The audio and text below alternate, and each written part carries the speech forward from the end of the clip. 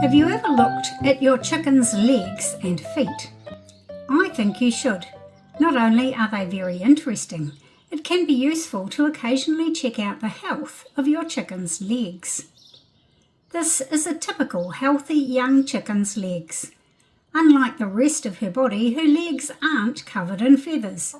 There are some breeds of chickens that have feathered legs and feet. My salmon faverolles is one example, and there are a few others. But most chickens don't have feathers on their feet, they just have skin. Actually, the skin looks rather like scales, doesn't it? In fact, you might hear them called scoots rather than scales, but the difference between scoots and scales is rather esoteric and imprecise and irrelevant, so let's just call them scales. But we don't mean they look like the scales on the fish. Maybe more like the scales of a crocodile or an alligator. Yeah, a bit, but there are some differences. Fish scales are only attached to the fish's skin on one edge. The rest of the scale is loose.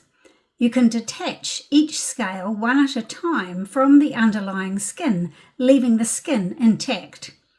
The scales on reptiles and birds are firmly connected all over. Fish scales overlap each other. You never see the whole of each scale. The scales on reptiles and birds don't overlap. In fact, there might even be a small edge of skin visible between the scales. That allows for movement in the joint underneath the scales. Fish scales are made mostly of collagen, but the scales of reptiles and birds are made of keratin. Keratin is a kind of protein. It's made of amino acid building blocks like other proteins, but it's very hard and strong. Keratin is what our hair and fingernails are made of, and so is fur, wool, hooves, horns, skin, and even spider silk and butterfly cocoons. In chickens, feathers, beak and claws, as well as their skin and the scales on their legs, are all made of keratin. The scales that we see on a chicken's legs are actually areas of thickened, keratinized epidermis separated by inward folds of thinner epidermis. In other words, the scales are really part of her skin. On the front of her leg and the top of her toes, the scales are quite large and prominent and stiff, while those on the back of her legs and between her toes are smaller and allow more flexibility. But all of them should look nice and smooth and firmly attached, like this. But look at Muttie's legs. The scales are not really sitting firm and flat like they should. They seem raised up as if they're loose like fish scales. What's going on? Those raised scales on a chicken's legs are a sign of scaly leg mites. Scaly leg mites are an external parasite that can infest your chickens. This is their scientific name. It can be spelled with a K or a C, but either way it's really difficult to pronounce, so I'll just call them scaly leg mites. They are tiny, round, parasitic mites, about 1/4 to 1/2 millimetre in diameter, generally too small to see. The adult mites have 4 pairs of legs. Yes, these mites are in the insect class Arachnida, like spiders, and they are related to the insects that cause scabies and mange. The mite burrows beneath the chicken's skin and feeds on the proteins of the skin and tissue. In doing so, they create tunnels and pockets in the skin tissue, and they leave their droppings under the skin. The life cycle of the mites is about 3 weeks. The females are viviparous. That means they don't lay eggs, but they lay live larvae which have developed inside the adult mite.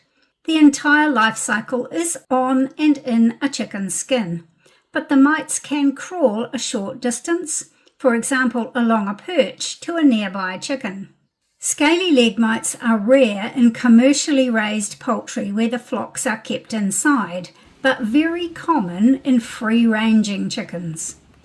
They usually affect older birds, and seldom affect pullets or young chicks, although chicks can catch the mites from the mother hen. Some chickens appear to be more susceptible than others. Possibly there's a genetic susceptibility, or perhaps some of the symptoms are not noticeable until the chicken comes under some kind of physiological stress. Chickens with feathered legs, like my Faverolles, are more susceptible to scaly leg mites, and it's also more difficult to see the symptoms underneath the feathers on the legs. As the name suggests, the mites usually infest the chicken's legs and feet, but they can also affect her comb and wattles. As the mites burrow into the skin and leave behind their droppings, they cause irritation to the chicken. The scales on her legs appear lifted and roughened.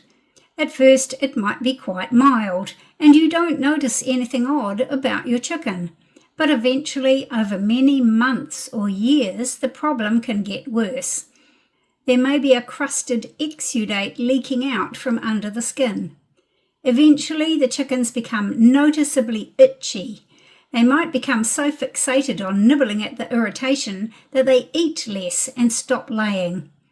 Her legs might become swollen, she might limp, and eventually become lame. If open sores on her legs become infected, it could even lead to death. But all of that takes a very long time of being untreated. In many cases, all you might notice is that her legs just don't look as smooth as they should do.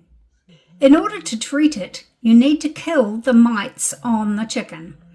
The most common way is to suffocate the mites by cutting off their air supply. There are several things that will work.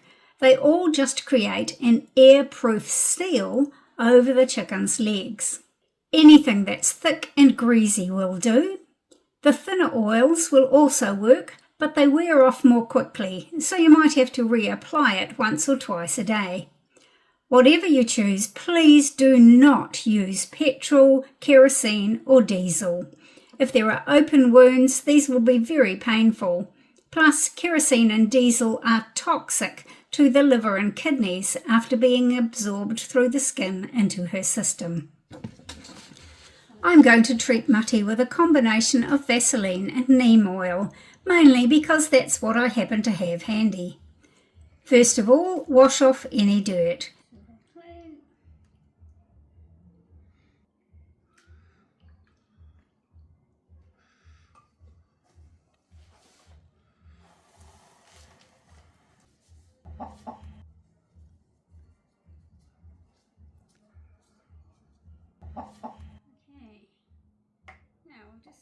Then coat the whole leg, trying to get it into the cracks in the skin.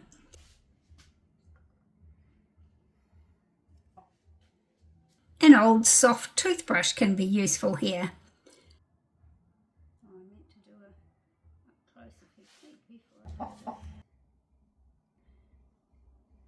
Cover both legs.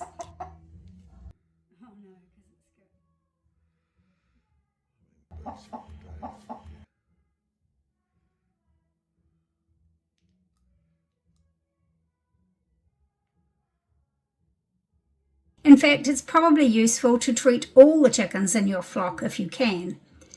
It's also a good idea to clean out the hen house and treat the perches with an insecticide. Although the mites don't travel very far, they can crawl along the perch from one bird to the next. You'll need to reapply the coating to your chicken's legs every couple of days or as it wears off. And you should repeat this treatment for several weeks, ideally at least 3 weeks, so as to catch any larvae that get laid by the female mites after the first treatment. This treatment is time-consuming for you, but gentle on the chickens, and it can even be organic if you choose the appropriate substance. And it is surprisingly effective, but in many cases it seems a few mites manage to survive, and so you find the chicken seems to relapse. For complete treatment that will eradicate every last mite, many vets will suggest that you also use ivermectin. Ivermectin is not approved for use with poultry. This is a so-called off-label use, but most vets will supply it for chickens. Ivermectin will kill any mites that are deep in the chicken's tissue, and as a bonus, it will also treat her for some other lice and most worms. It can be given by mouth or injected, or most commonly by topical application to the skin. But be careful with the dosage. The clinically effective dose is very close to the toxic dose, and the volume to use per chicken is very small, usually just 1 drop, so you should always use it under guidance from a vet. Do not use it with other drugs. There are many drug interactions. The typical treatment plan is 3 doses, 2 weeks apart. Another warning about ivermectin is that you should observe the egg withholding period. Because ivermectin is off-label for chickens, there are no official guidelines for egg withholding. However, some research has been published, including this article from the New Zealand Veterinary Journal in 2018, which showed ivermectin in the hen's eggs from 2 to 15 days after administration. So if you're treating your chickens with ivermectin for 6 weeks and then add a 2-week egg withholding period, that's well over a month, during which you should not be eating the eggs. And by the way, no, you should not feed those eggs to your dogs, nor back to your chickens. As it happens, this was winter time and Mutty was not laying anyway, so that was a really good time for me to add the ivermectin to her treatment regime. It will have taken the mites several months of burrowing to have caused enough damage for her leg scales to have become raised. And even after the mites have been killed, it will take several more months for fresh, smooth leg skin to replace the old. But if she had any swelling or inflammation, you should see a noticeable improvement within a few days. And eventually, your old hen's legs will look young and smooth again. So, if you haven't taken a close look at your chicken's legs in a while, go and do it today. Thanks for watching. Bye for now. See you next time.